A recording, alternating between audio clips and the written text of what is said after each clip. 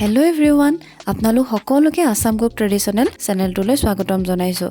আজি এটি পুনৰ একেবাৰে ইজি মাছৰ ভিডিঅ' এটা লৈ আহিছোঁ আৰু মই আগতেই কৈছোঁ মোৰ ইয়াত একেবাৰে সিম্পল আৰু ইজিকৈ বনাব পৰা টেষ্টি ৰেচিপিখিনিয়ে পাব, যিখিনি শিকাৰুসকলৰ কাৰণে সুবিধা হ'ব।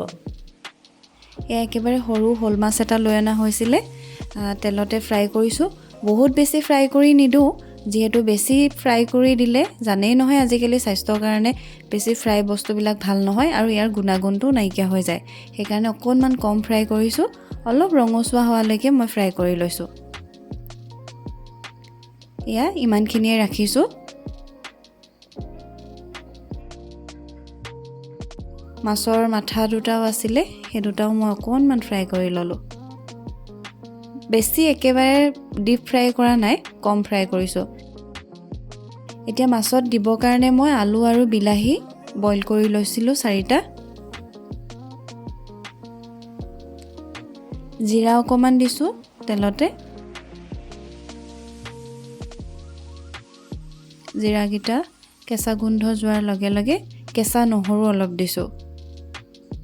ইয়াতে মই পিঁয়াজ ব্যৱহাৰ কৰা নাই। কেঁচা নহৰুকণ অকণমান ৰঙচুৱা হোৱালৈকে ভাজি লৈছোঁ। কেঁচা জলকীয়া এটা দিছোঁ। নহৰু দি বনালে গোন্ধটো বৰ ধুনীয়া হয়।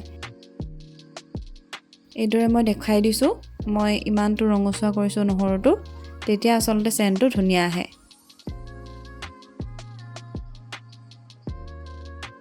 ইয়াৰ লগে লগে অকণমান হালধি দিছোঁ আৰু যিখিনি আলু আৰু বিলাহী বইল কৰি থোৱা আছিলে সেইখিনি মই একেবাৰে ভাঙি লৈছোঁ, সেইখিনি ইয়াত দিছোঁ। এইখিনি অকণমান ভাজি ল'ম মই তেলতে, যিহেতু বইল কৰা হৈছিলে। হালধি অকণ ভালকৈ সোমাই যোৱালৈকে অকণমান ভাজি ল'ম। দেখিছে তেল বিৰিঙি আহিছে।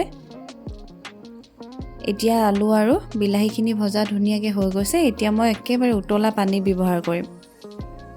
ঠাণ্ডা পানী ইউজ কৰিলে কিন্তু খাবলৈ অলপ হেৰহেৰীয়া টাইপ হ'ব। যিমান পাৰি আপোনালোকে উতলা পানী ব্যৱহাৰ কৰিবলৈকে চাব।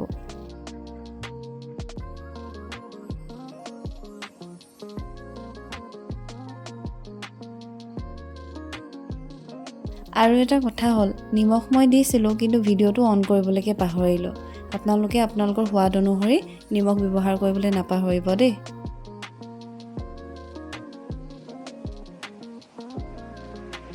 এইদৰে অলপ উতল আহিলে, উতলাৰ লগে লগে মই মাছ কেইপিচ দি দিছোঁ। যিহেতু মই মাছ কেইপিচো অকণমান উতলাম, তেতিয়া আঞ্জাকণ সোৱাদ হ'ব খাবৰ কাৰণে। একেবাৰে চিম্পুলকৈ বনাইছোঁ। এনেইতো হলে মোলে খাবলৈ ভালেই, কিন্তু যিসকলে মূলা খাই বেয়া পায় শ'ল মাছৰ লগত, সেইসকলে কিন্তু এনেকৈ আলু বিলাহী দি বনাই খাব পাৰে। একেবাৰে চিম্পুল ৰেচিপি হয়, কিন্তু এইদৰে যদি বনাই খাবলৈও ভাল হ'ব আৰু স্বাস্থ্যৰ পক্ষেও ভাল হ'ব। এতিয়া মই কেঁচা ধনিয়া অলপ ইয়াতে কুটি দিছোঁ। দেখিছেনে, একো মা মছলা ইউজ নকৰাকৈ কালাৰটো কিমান ধুনীয়া আহিছে।